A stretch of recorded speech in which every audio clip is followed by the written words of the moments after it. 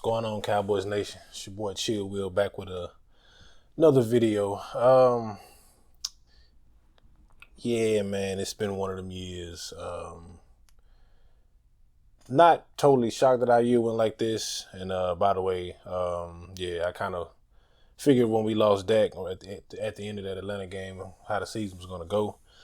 And even when Dak was in, man, which is, you know, he wasn't, the offense and the team weren't really rolling like that anyway.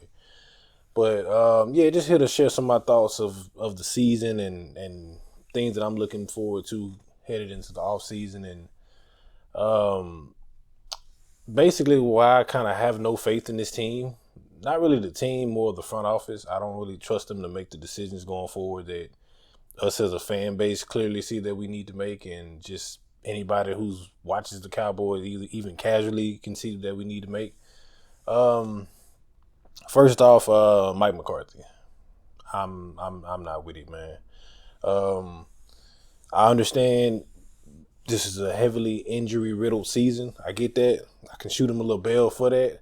But like I said earlier, with my point with Dak, the team wasn't good when we were healthy. Let's not forget that the Saints game, you got blew out by a bad Saints team. What was after that? The Ravens. You fought back against the Ravens. You made it interesting, but that game was never close. It just, I didn't see enough with the team being healthy to show me that if you bring Mike McCarthy back, that this was going to be any different. Which goes into one of my first points.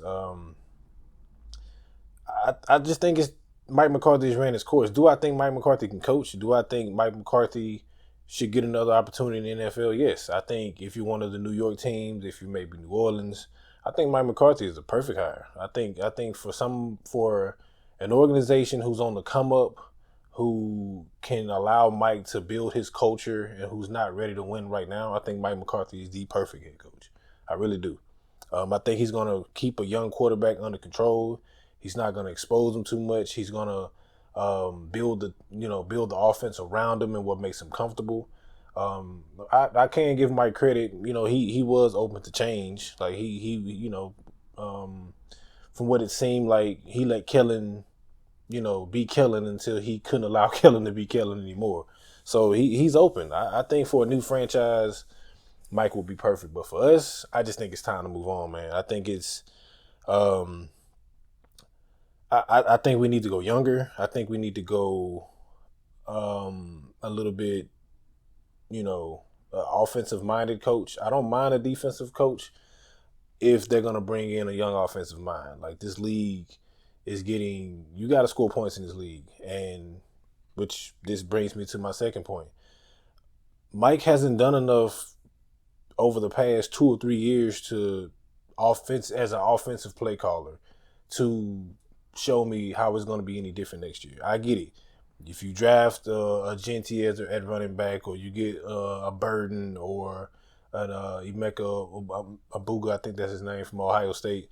If you get one of those kids, yeah, CD gets help. You get the running back, the offense, the running game is better. So I guess that will help you in the red zone. But red zone scoring has been killing us the past 2 or 3 years under Mike McCarthy. Like, we are terrible at scoring in the red zone, which is how you make your money as a play caller in the NFL. Like, teams are going to give you from 20 to 20 to be able to do what you need to do. Like, they're going to give you that. They're banking on you not being able to score in the red zone. So we've been terrible in the red zone, man. This game, like the game today, was hard as hell to watch. Like, just seeing, Trey move the ball up the field. And you just know, like, I'm just watching the game, just casually. Like, we're not about to score a touchdown. Now, granted, Trey missed some throws. I think execution could have been better, and that's not on Mike. But red zone woes has been an Achilles heel for us, far as I can remember, man. Like, even in our last playoff win against Tampa Bay, that whole season, go back and watch the red zone throughout that whole season. We couldn't score in the red zone. It was our Achilles heel, even with a good offense. So I don't know, man. I just think it's time for a fresh start all the way. My second thought, man, Jerry Jones. Stephen Jones. I just don't think they know what they're doing at this point. I don't. Hearing some rumblings after the game, Jerry's gonna play this the same way he always plays it. He's gonna wait a week or two and wait for this coach to get scooped up, wait for that coach to get scooped up. Jerry doesn't have the slightest idea about what he wants to do. He don't know if he wants to fire McCarthy. He don't know if he want to keep McCarthy. And if he does, like, man, you can't keep playing this media game every time we're looking for a head coach or every time we're about to sign a player. Like, let's be aggressive. Let's give me that old gunslinger Jerry back. I don't expect Steven to do that because I think Steven is just a nepo baby. Steven hasn't had to build the Cowboys like Jerry did in the early 90s. Like, it wasn't like Steven's job is just what every heir of a multi-billion-dollar business job is to do, is just don't fuck it up. That's all Steven's job is. And and he covers, he facilitates the salary cap that way. Like, he's not interested in being aggressive and just taking the chance and just being like, okay, we signed such and such and such this off season. We tried it didn't work.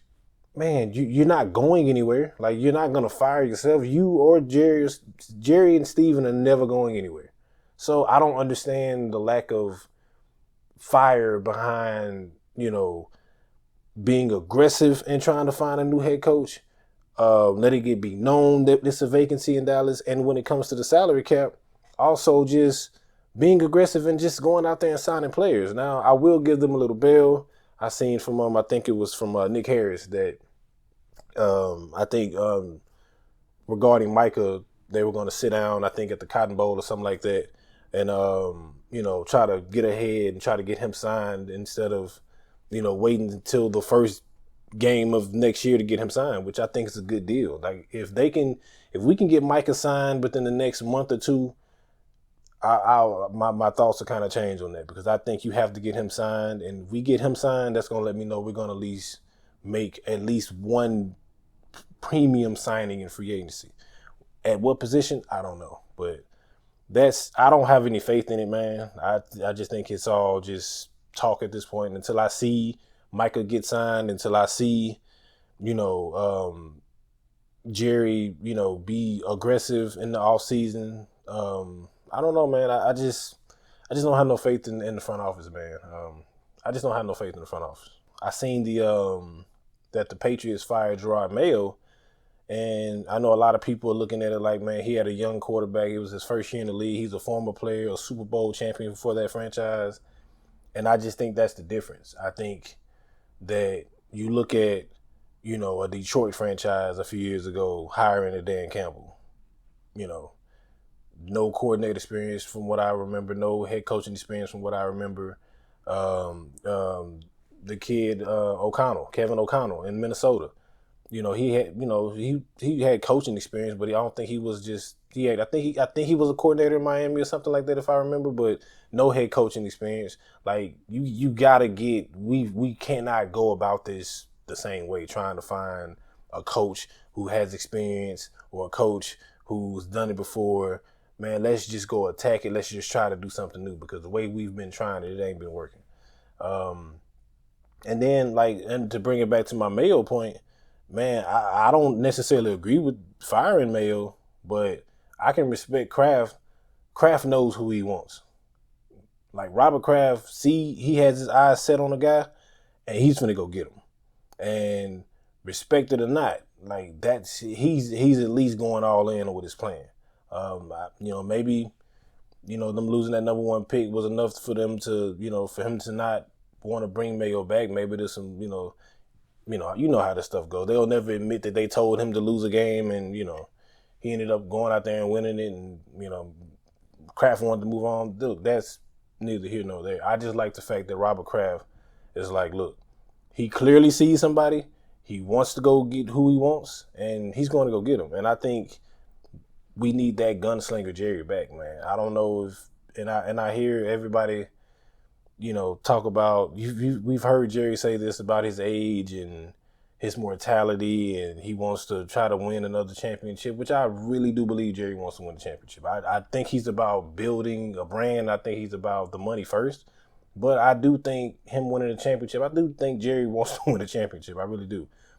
But that excuse of I'm older in age and I want to get somebody who's done it before and I want to be, I want to get somebody in here who has coaching experience. I think that that's BS based off like nobody's promised tomorrow. Like I think that you still can be aggressive even at 82, 83 years old. Like you can go out there and see a Ben Johnson and which I don't think we're going to get Ben Johnson because Jerry has already said that he's not giving up control over the GM spot. So I don't think we were ever in the running for Ben Johnson. I don't even think Ben Johnson is even going to interview in Dallas. I think we need to get, a young offensive minded head coach who understands what Dak is, and I'm not gonna get into Dak, y'all. Like Dak is gonna be the quarterback.